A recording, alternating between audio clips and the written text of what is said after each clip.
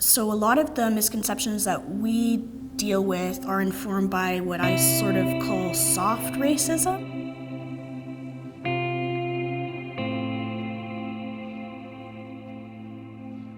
A very common thing that can happen with funders is that they'll actually come to the event and then be shocked, like, oh my God, I had no idea it was such a big deal, like how deep it really went in terms of its effect on the community, or even just how good it was. I had no idea that the films were good. A lot of people are shocked.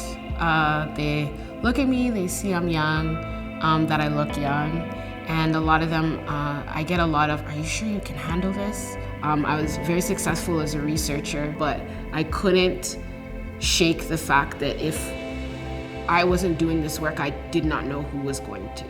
So at the heart of the story, the misconception is that seniors can't really be a part of designing their own care, and that's simply not true. I think one of the greatest misconceptions with the work that we do is that every refugee is welcomed and supported upon arrival.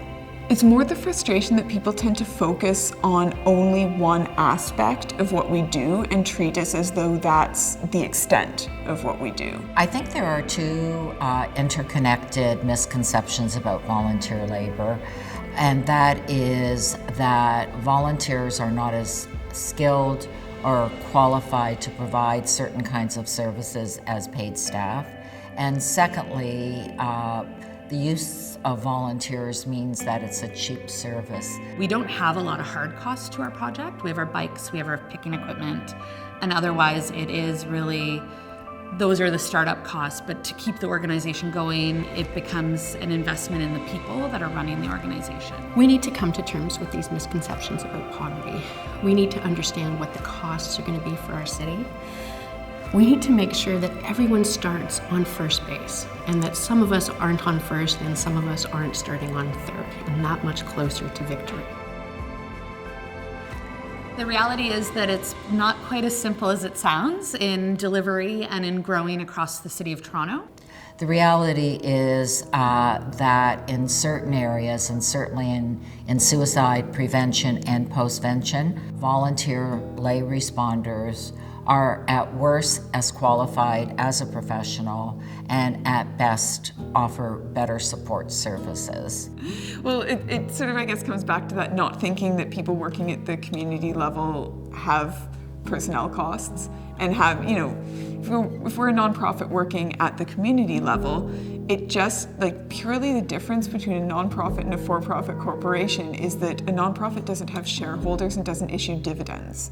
I think when end users are not involved in designing the services and programs that are meant for them, then we run the risk of designing things that don't actually meet people's needs.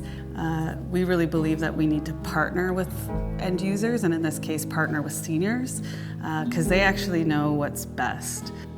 Oftentimes what happens is that people just kind of make a decision over here, they sort of spread the message down, and then, oh, it doesn't actually meet the needs of people, and we just wasted a bunch of money building it and rolling out. I think what people don't realize is that many people arrive here and there is no initial welcome.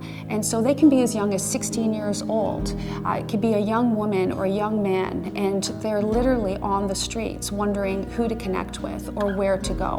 We often get asked about poverty and have come to understand some of the misconceptions around poverty. The reality is that it's really very much like a prison, and somebody who, a long-time friend of the stop, it's a woman who said, it's like this. It's like being stuck in your apartment and you can't get out, you don't have enough money for the TTC, you can't get to your doctor's appointment, you may not be able to get to a drop-in for a meal, you're stuck there. That's what poverty is. Often the reason why you'll see less Indigenous people involved in a certain sector at a higher level is because of historical barriers and inequity. I think, and what I was so frustrated with growing up, is that I would see so many passionate youth-led organizations fall because they didn't have the capacity to sustain themselves. Good ideas that could impact communities in a meaningful way fell apart because no one was really looking to invest in the people behind them.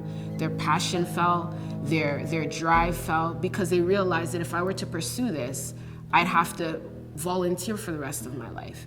That's not a realistic request of anyone. Independent third-party organizations are actually really important. It's really important to have someone, communicating and connecting between them, because that ultimately produces much stronger projects that actually emerge from the everyday reality of the communities in which they're situated. One of the volunteers who works at the stop, who also is a service user, said that it's not just about a social safety net at the stop, that you're actually part of building the net when you volunteer at the stop. Building a safety net involves all kinds of people. It's working in tandem that we make the world safe and we generate hope for people who at that moment in time can't carry it for themselves. One of the best things that a person can do is have an encounter with a refugee. Get to know them, understand their story. If you support an individual that's passionate, then they're able to pass on that passion to someone else and empower those leaders. But if you're not supporting anyone in the beginning, no one's going to be able to move this idea forward. It's not going to work. I think that the number one thing that organizations, companies, whoever can do in terms of working towards reconciliation is to hire Native people in roles that empower them to make decisions. Sometimes to look ahead is a little riskier for people.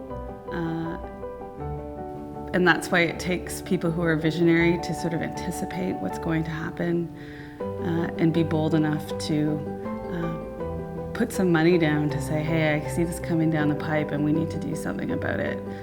Oftentimes we're just looking backwards.